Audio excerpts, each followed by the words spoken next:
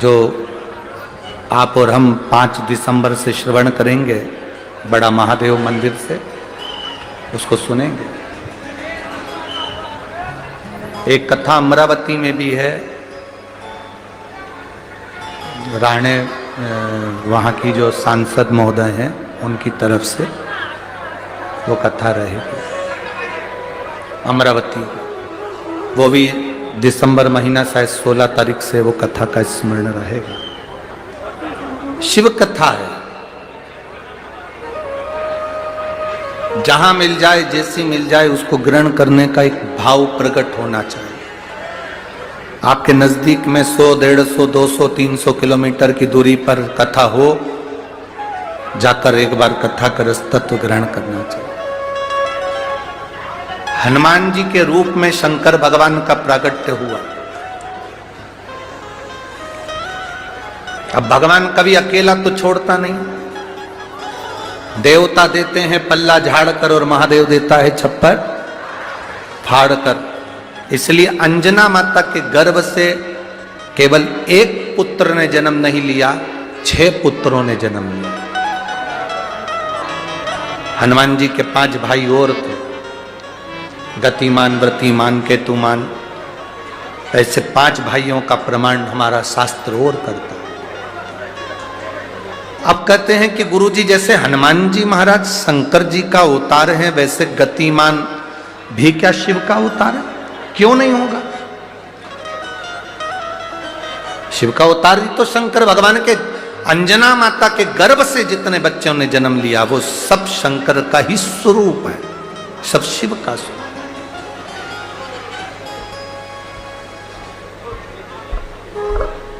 जैसे गोदावरी माता के तट पर विराजमान कपालेश्वर महादेव,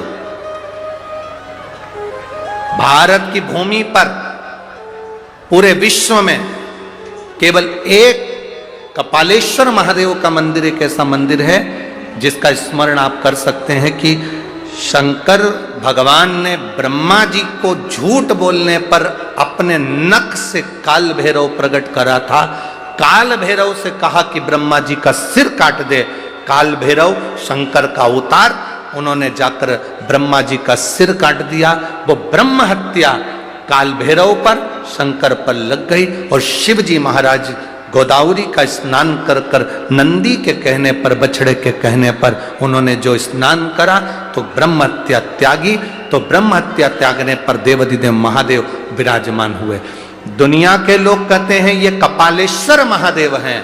शिव महापुराण की कथा कहती है काल भैरव ने जो ब्रह्म हत्या का दोष लगा था वो अपने माथे लिया था, तो स्वयं भैरव ही शिवलिंग के रूप में यहां पर विराजमान है। ये कोई साधारण सी भूमि नहीं है।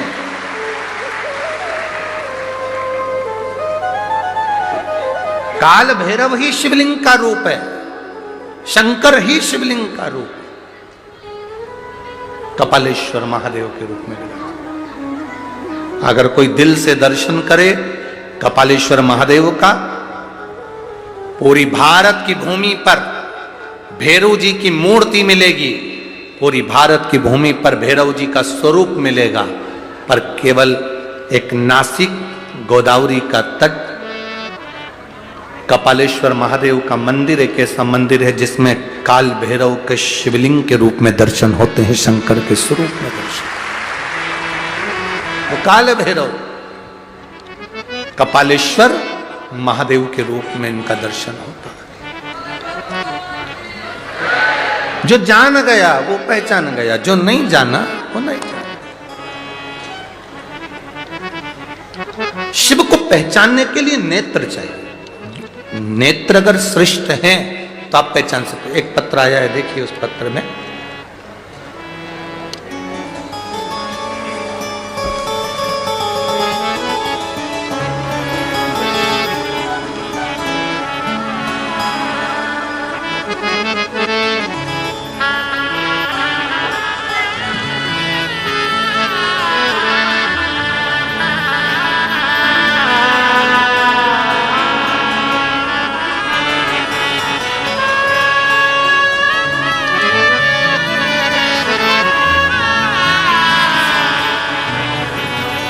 मैं वंदना विनोद चौहान नादगांव से हूं। कहीं बैठी हो तो हाथ हिला सकती हैं। मैं वंदना विनोद चौहान नादगांव से हूं। मेरे पति विनोद दत्तात्रेय चौहान वह आर्मी में है। अब अरुणाचल में सूबेदार पद पर ड्यूटी कर रहे हैं बाबा। मेरी लड़की 16 साल के बाद उसको एक बीमारी हो गई जिससे उसके शरीर की नसें अपने आप फट जाती हैं, उसमें से खून निकलना चालू हो जाता है। कभी हाथ की, कभी पांव की, चेहरे की, पूरे बॉडी में जहां शरीर की नसें हैं वो अपने आप फटकर खून बहना प्रारंभ हो जाता है। कई बार सिर में से, मांग में से खून ही खून निकलने लगता है। ऐसी बीमारी का डॉक्टर को दिखाया, कोई इलाज नहीं था। सारे विदेश तक हमने इसका इलाज करवाया पर इसका इलाज नहीं है। डॉक्टरों के हिसाब से ये बीमारी का कोई इलाज नहीं, जिसकी नसें, उंगलियों में से खून निकलता, बॉडी में से खून निकलता, सिर में से खून निकलता, गालों की नसें फट जाती, उसमें से खून निकलता। तब किसी ने कहा कि एक बार तुम सियोर वाला महाराज कथा करता है, आप टीवी पर सुना करो। हमने कथा सुनना प्रारंभ करा।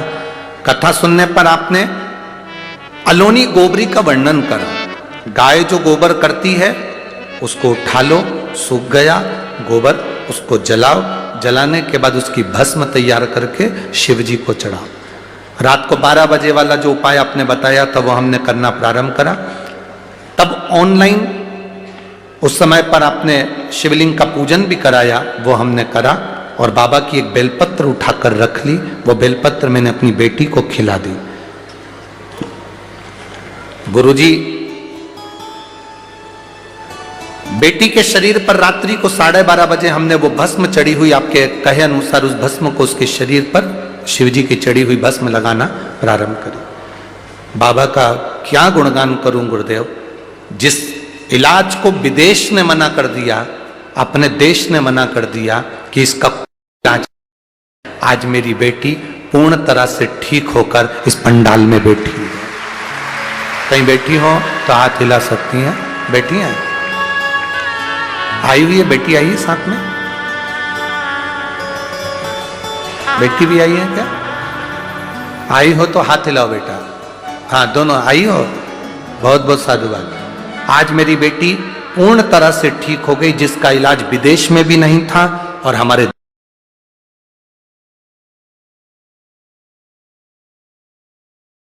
देश में भी नहीं था, जिसके शरीर की नसें फूटकर खून बहता रहता था। आज पूर्ण तरह से ठीक है। मैं बाबा को नमन करने आई हूं। एक बार दोनों हाथ हिला दो। हाँ, हिला दो। बेटी आप भी हिलाओ। हाँ, ठीक है। श्री शिवाय नमस्तुभ्यम। बैठिए।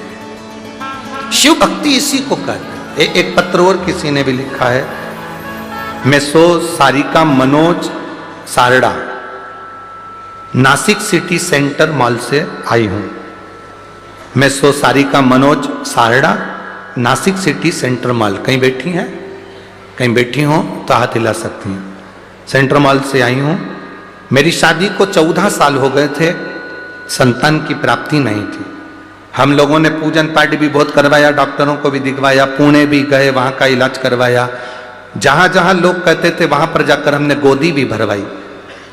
हमारी गोद में हमने नारियल बहुत सारे झेल कर रखे भी, परंतु हमें संतान का सुख नहीं हुआ। गुरुदेव, तब आपने पार्थिव शिवलिंग का पूजन करवाया ऑनलाइन, हमने पूजन करा। पति पत्नी ने एक एक बेलपत्र उसमें से उठाकर पूजन करने के बाद उसको खा लिया। बाबा से प्रार्थना करा, बाबा आज हमने सावन के महीने में पार्थिव शिवलिंग का पूजन करा है, ऑनलाइन टीवी के सामने बैठकर करा है। बाबा हमारी पूजन को स्वीकार करना, हमें संतान जरूर देना। केवल 2 महीना निकला गुरुदेव और मेरा गर्भ ठहर गया।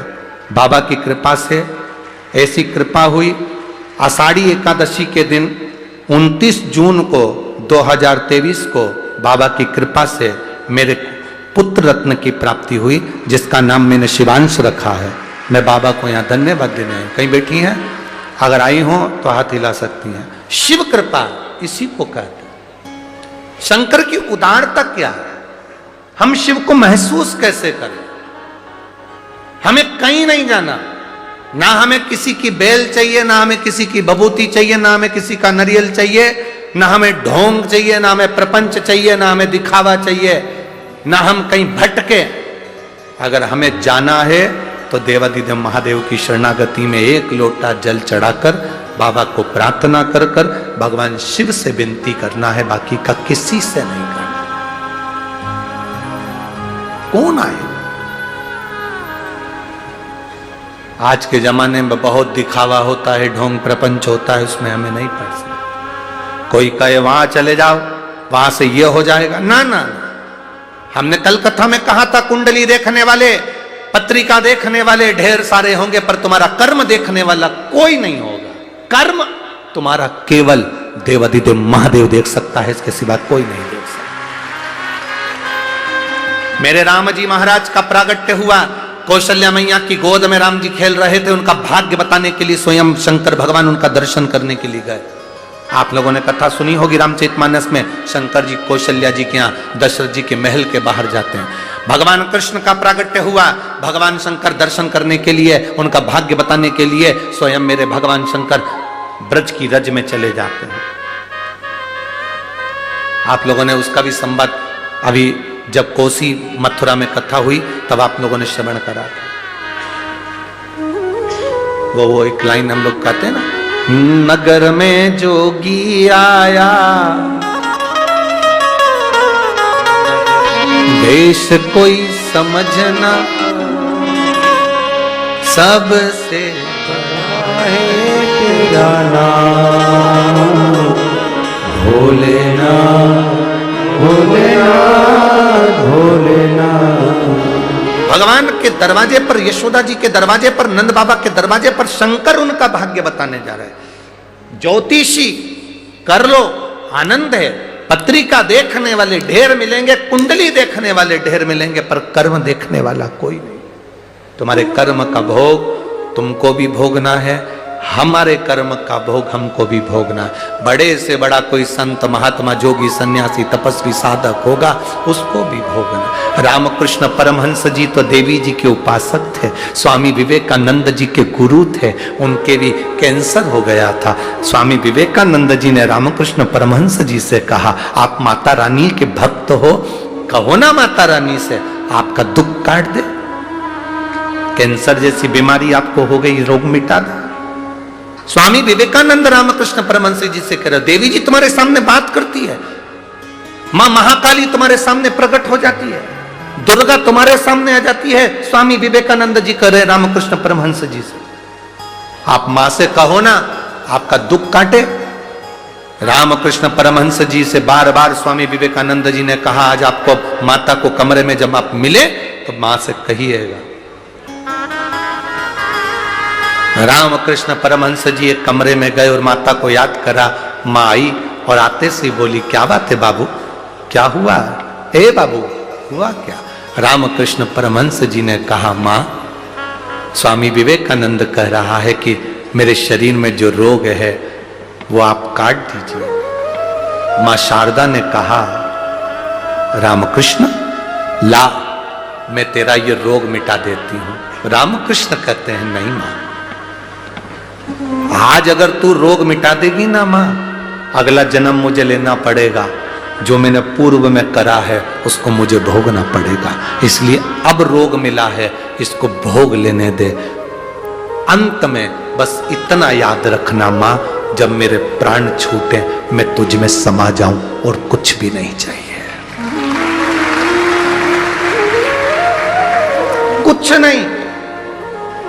राष्ट्र के 4 संत हैं जिनकी समाधि नहीं है, राष्ट्र के 4 संत हैं जिनकी बॉडी का पता नहीं पड़ा कि मरने के बाद उनका शरीर कहां गया। राष्ट्र के 4 संत हैं जिनका अंतिम संस्कार नहीं हुआ। राष्ट्र के 4 संत हैं जिनकी बॉडी मरने के बाद नहीं मिली, पता नहीं पड़ा कहां गई। पहले रामकृष्ण परमहंस प्राण छूटने के बाद देवी जी में समा गए, दूसरे चैतन्य महाप्रभु जगन्नाथ में समा गए, तीसरे संत तुकाराम हरि विठल में समा गए, चौथी मीराबाई द्वारकाधीश में समा गए। ये राष्ट्र के 4 संत हैं जिनकी समाधि नहीं, जिनकी बॉडी नहीं मिली, जिनका अंतिम संस्कार नहीं हुआ, सीधे भगवान में समाये है। स्वयं हरि विठल तुकाराम जी को समा लिए, स्वयं हरि विठल तुकाराम को समाहित कर लेते हैं। द्वारकाधीश के सामने मीराबाई कहती है मुझे अपने गांव वापिस नहीं जाना, मुझे अपने गांव नहीं जाना। द्वारकानाथ कहते हैं कल मंदिर का दरवाजा खुलेगा तुम मुझसे लिपट जाना। मीराबाई जैसे द्वारकाधीश से लिपटी, द्वारकाधीश की मूर्ति का नीचे का हाथ चटक गया, मीराबाई उसमें समा गई। आज भी द्वारकाधीश की मूर्ति नीचे से हाथ में से मीरा समाई। स्वयं जगन्नाथ में चैतन्य महाप्रभु जी समाये हैं, रामकृष्ण परमहंस जी मां जगत जननी में समाये हैं। राष्ट्र के 4 संत ऐसे हैं जिनकी बॉडी नहीं, जिनका अंतिम संस्कार नहीं, जिनका कोई समाधि नहीं, समा गए वो भगवान में। उसको महसूस करो।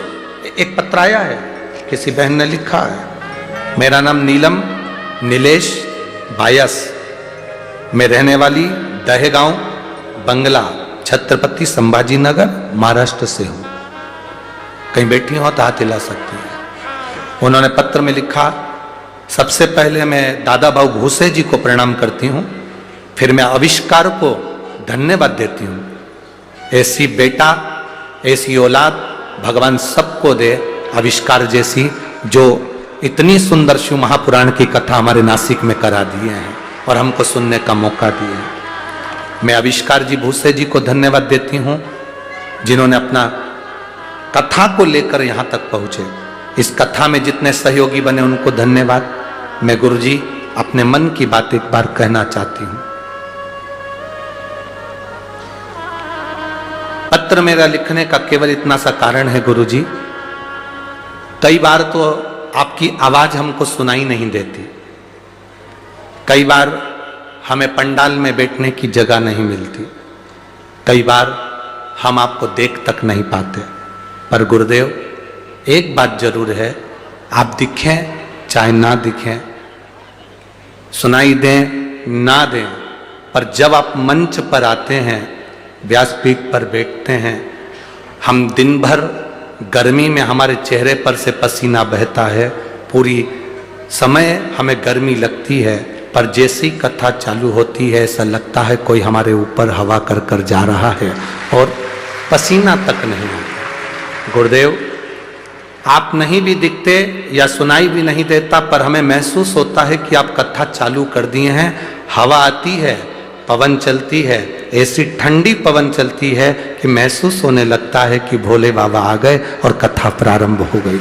शिव तत्व को जाना, शिव औघड़ी है, शंकर औघड़ी है। और देखिए ये केवल कथा का प्रभाव नहीं है, इसको कथा का प्रभाव नहीं कहते हैं, इसको प्रभाव कहते हैं आपके भजन का। इसमें सीहोर वाले महाराज का कुछ भी नहीं, इसमें आपके भजन का बल है।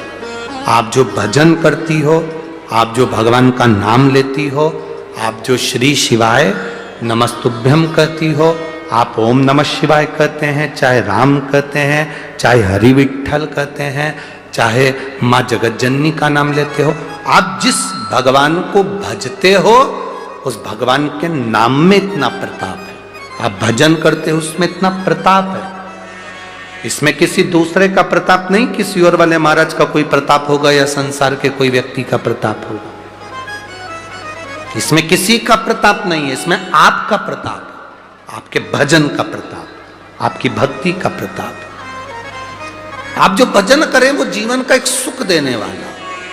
शिव कथा कहती है, भगवान शंकर का संवाद कहता है, अंजनी माता के गर्भ से संतान ने जन्म लिया, वो अंजनी माता के गर्भ से संतान की प्राप्ति जो हुई वो एक सुख देने वाली थी, एक आनंद देने वाली थी। शिव महापुराण की कथा में आगे जो वर्णन आया, भगवान शंकर का जो पवित्र चरित्र का वर्णन करा, जो मंथन की लीला का वर्णन करा, उसमें 5 गौ माता का प्रागट्य हुआ। आज गाय प्रकट होने का कारण केवल इतना है कि बाद में जब मंथन हुआ, उस मंथन में जो विष निकलेगा, वो विष जो पिएगा उसका कंठ जलेगा, इसलिए मंथन के पहले गौ माता निकली। जब गाय प्रकट हुई, गौ माता प्रकट हुई, गौ माता जब निकली और गाय को निकलने के बाद जब देवाधिदेव महादेव के पास में विष पहुंचा, भगवान शंकर के पास में जब विष पहुंचा, शंकर भगवान ने उस विष को देखा, उस विष को हाथ में लिया और विष को लेकर भगवान शंकर ने प्रणाम कर कर उसको पी लिया। कई लोग कहते हैं, जो नशा करने वाले होते हैं, वो नशेले व्यक्ति भगवान को बदनाम करते हैं, कहते हैं तुम्हारे भगवान भी तो गांजा पीते हैं इसलिए हम गांजा पीते हैं, तुम्हारे भगवान भांग खाते हैं इसलिए हम भी नशा करते हैं। तो उनसे निवेदन है, जो भगवान का नाम बदनाम कर रहे हैं कि भगवान ऐसा करते हैं, तो निवेदन है, भगवान तो विष भी पीते हैं, एक बार डब्बा खोल के पी जा। भगवान को बदनाम ना करिए, देवता को बदनाम ना करिए कि भगवान गांजा पीते हैं या भगवान, ये तो दुनिया के लोगों ने फोटो बना दिया शंकर जी को गांजा पीते हुए, शंकर जी को ये पीते हुए। मेरा विश्वास करता है, मेरे भारत की कोई मां ऐसी नहीं, भारत की कोई स्त्री ऐसी नहीं जो अपने पति को पुड़िया फाड़ कर, तंबाकू मल कर अपने पति को देती हो कि खा लो।